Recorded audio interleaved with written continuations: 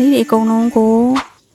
အုံးရည်လေးထည့်ပြီးတော့ကြိတ်မယ်အဲ့တော့အုံးရည်လေးကနည်းနေရဆိုရင်ရေလေးနည်းနည်းထည့်လို့ရပါတယ်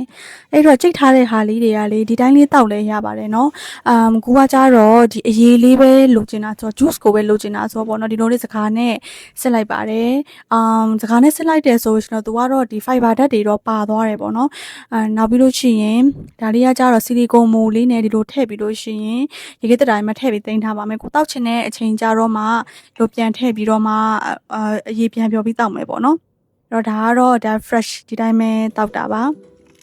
ပြီးရင်ရေခဲတက်တာထဲမှာအခဲကန်းထဲမှာထည့်သိမ်းထားမယ်နောက်ပြီးတော့ကိုတောက်ချင်တဲ့အချိန်ကျရင်ခုလိုလေးပေါ့နော်ဒီ ice cube လေးတွေကနေထုတ်ပြီးလို့ရှိရင်ကြတော့ဒီရေနွေးလေးနည်းနည်းထည့်မယ်ထည့်ပြီးခဏထားလို့ရှိရင်သူအကုန်လုံးအရေးပြောသွားနိုင်မယ်အဲ့တော့အဲ့ခါကျတော့မှလဲတောက်လဲရပါတယ်